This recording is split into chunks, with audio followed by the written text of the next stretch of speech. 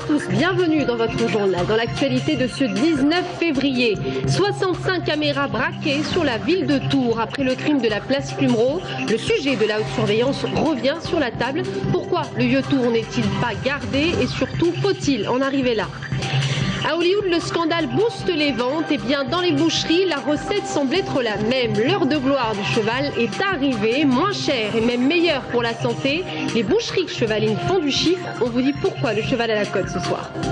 1 étoile, 2 étoiles, 3 étoiles. Quand la Bible du goût bénit les restaurants, cela leur coûte très cher. Quand certains préfèrent rendre leurs étoiles, d'autres capitalisent dessus. L'institution Charles Barrier à Tours-Nord nous a ouvert ses portes. Bonsoir. Tours est-elle sous haute surveillance?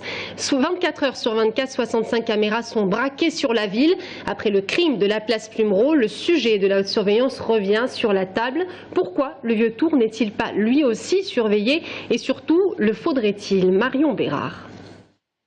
Lieu préféré des Tourangeaux pour sortir et faire la fête, c'est aussi un quartier propice au débordement. Pourtant, la place Plumereau est l'une des rares zones de la ville de Tours qui ne soit pas équipée de caméras de surveillance. Nous avons eu, il y a déjà quelque temps, effectivement, et nous avions travaillé dessus, depuis environ 2 ans maintenant, des demandes, nous avons eu des demandes. Nous n'avons pas pu continuer à l'époque à travailler sur ce dossier car nous n'avions pas à disposition le réseau fibre optique nécessaire. Les caméras de surveillance de Tours fonctionnent en réseau fermé, ce qui garantit la sécurité des images captées. Celles-ci sont transmises par fibre optique. Le réseau n'est pas connecté à Internet, impossible donc de le pirater. Mais pour la majorité des commerçants du quartier, placer Plumereau sous surveillance n'est pas la solution. Je pense que ce sera plus pour résoudre des affaires quand il s'en passe. Après, je pense pas que ça empêchera qu'il y ait tous les problèmes inhérents à ce quartier, du fait qu'il y a plein de monde, grosse concentration de bars et de restaurants. Et je trouve pas que ce soit ni mal fréquenté, ni qu'il y ait énormément de bagarres, mais après, forcément, que ça serait un plus. Je pense que c'est toujours un bon moyen d'arrêter peut-être les problèmes. Les riverains plaident surtout pour une présence policière plus régulière, sous forme de patrouille. Il faudra encore plusieurs mois avant que des travaux d'installation de caméras ne démarrent place Plumereau. En bref, à Chaumont-sur-Tarbonne, dans le Loir-et-Cher, 2 personnes âgées de 69 et 72 ans ont trouvé la mort. Elles circulaient sur l'A71 ce midi. C'est un camion-citerne qui est transporté de l'huile de palme qui a percuté leur véhicule. Un hélicoptère a dû être diligenté sur place. Un parfum de scandale qui booste les ventes. Les lasagnes à la viande de cheval ont éveillé la curiosité des consommateurs. Les boucheries notent depuis plusieurs jours un regain d'intérêt, mais surtout un boom dans leur vente. Pourquoi le cheval à la côte? Brian Bock. Maintenant, on va manger du cheval, là. Joël Dieu-Mégard est un boucher chevalin heureux. En 55 ans de métier, il n'avait jamais vu ça. Depuis le scandale des lasagnes cheval, ce boucher a constaté une augmentation de ses ventes en viande chevaline de 25%. On profite des âneries des gens. Bah oui, parce que pour les Anglais, là, s'ils veulent pas manger le cheval, c'est leur problème. Mais nous, on va manger du cheval, parce que c'est pas de la viande avariée. Au contraire, c'est une viande quand même qui est la plus saine. Riche en protéines, moins grasse que la viande de bœuf, la viande de cheval possède de grandes qualités nutritionnelles et elle a déjà ses adeptes. Bien sûr que c'est bon. Bien sûr que c'est bon. Moi, j'en mange depuis toute petite. Depuis toute petite. Et puis, je suis pas morte. Je suis encore là. Cet autre boucher chevalin fait les marchés de Tours. Et depuis la semaine dernière, il a remarqué un certain regain d'intérêt des consommateurs pour sa viande. Depuis que la télé parle beaucoup de la viande de cheval dans le bœuf, on a des clients que j'ai jamais vus. Et quelque part, ça nous fait de la pub, dans le bon sens. Un coup de pub qui permet au cheval de retrouver la cote auprès des consommateurs. Aujourd'hui, la consommation de viande chevaline ne représente plus que 2% de la consommation totale de viande. À titre d'exemple, à Tours, sur une trentaine de boucheries, il ne reste plus que 3 spécialisées en viande de cheval. sous une bonne ou sous une mauvaise étoile? Les étoiles du guide Michelin sont-elles des cadeaux empoisonnés? Certains restaurants, vous le savez, ont déjà renoncé à leur étoile. Alors cela coûte-t-il cher d'être estampillé? À Tournord, le restaurant Charles Barrier a su trouver le moyen de capitaliser sur son talent. Et cette institution nous a ouvert ses portes. Anaïs Michaud. Hervé Lusseau a repris la direction du restaurant Charles Barrier il y a 16 ans. Avec 3 étoiles au guide Michelin dans les années 70, cette table était une véritable institution à Tours. C'est donc avec une certaine pression que le chef a pris la relève. Il a d'abord perdu les étoiles pour en récupérer une 1 an plus tard et depuis, il la conserve précieusement. Mais figurer dans le prestigieux guide rouge, cela se mérite et pour le restaurant gastronomique, c'est un véritable investissement. Il y a une charge fixe qui est assez importante, il y a une masse salariale qui est importante, il y a l'investissement en salle, c'est-à-dire le décor, la porcelaine, la vaisselle, le vin, etc. Et nous, en cuisine aussi, on n'achète que des produits nobles. Et des produits nobles, il faut qu'on aille chercher les meilleurs produits auprès de nos maraîchers, nos producteurs. Donc tout ça, c'est des prix à payer. Oui, mais voilà, la restauration, c'est aussi un business. Alors le chef a décidé de se lancer en parallèle dans une activité certes moins prestigieuse, mais un peu plus lucrative.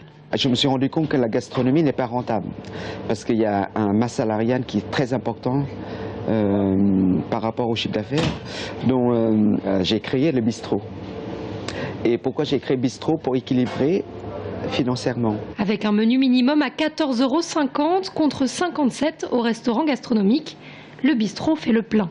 Au bistrot, ils sont 10 à travailler, ils font à peu près 100 couverts par jour. Et nous, on est 14 à travailler pour faire une trentaine de couverts par jour.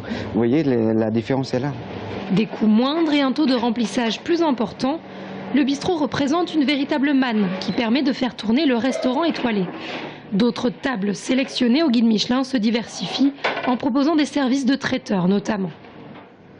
C'est l'enjeu sportif de ce soir. Le Tour Volleyball affronte Montpellier. Quelle équipe ira en finale de la Coupe de France? Vous le savez, les hommes de Païs ont le potentiel, mais les appétits pour la finale sont grands et le match ne sera pas facile. On voit cela avec Jérôme Alain.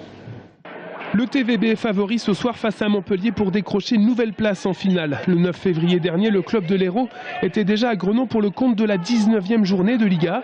Au final, les hommes de Mauricio Paes s'étaient imposés 3-7 à 0. Mais attention, le contexte de la Coupe de France est tout autre ce soir. Et Montpellier n'a rien à perdre contre le favori déclaré. Ils jouent leur saison sur un match. Nous, ce match-là arrive pas au meilleur moment. On a 2 grippés, on a un joueur qui a une difficulté avec une cheville, donc on a des petits soucis, pas des gros soucis, mais des petits soucis. Mais maintenant, on est favori ce match-là, et puis il faut endosser le costume et il faut arriver en finale. L'autre demi-finale se joue ce soir également. Toulouse, actuel 13e de Liga et avant-dernier du championnat, accueille Narbonne. L'objectif d'avant-saison de réaliser le doublé Coupe-Championnat reste l'ambition avouée du TVB. Oui, ça l'est. Après, on sait très bien que c'est surtout le championnat qui compte, mais la Coupe de France maintenant est moins attractive du fait qu'elle ne donne plus la Champions League. Mais c'est toujours un titre au palmarès du Tour Volleyball. On en a déjà 6, donc si on pouvait en rajouter une 7e. Mais avant toute chose, il y a cette demi-finale à gagner. Et si Tours est efficace ce soir, peu après 21 h, les volleyeurs tourangeaux s'offriront une place en finale pour une éventuelle 7e Coupe de France, en 8 finales déjà disputées par le Tour Volleyball. Notre monde tourne-t-il trop vite? A-t-on réellement conscience de ce que notre corps ingère comme information dans la vie de tous les jours? Eh bien, Brigitte Rofidal, une artiste tourangelle, se pose la question. Demeure la victoire de ma trace. C'est la nouvelle exposition choisie par le château de Tours. Une œuvre qui invite à réfléchir. Isolde Berger. Les artistes féminines qui exposent en ce début 2013 à Tours sont décidément surprenantes. Cette semaine, ce sont les corps, littéralement enrobés dans les mots, de Brigitte Rofidal qui entre au château de Tours. C'est une idée d'aller à l'encontre d'une société qui va trop vite, retrouver de la lenteur.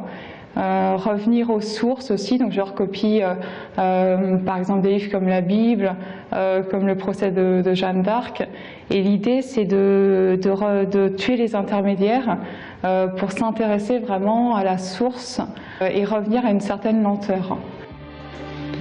Un travail faramineux d'écriture à la main, dont le résultat, très épuré, laisse place à la simplicité. Simplicité des matériaux, le papier, l'encre, le fil, et puis de la photographie où l'on voit l'artiste elle-même vêtue de ses étranges robes.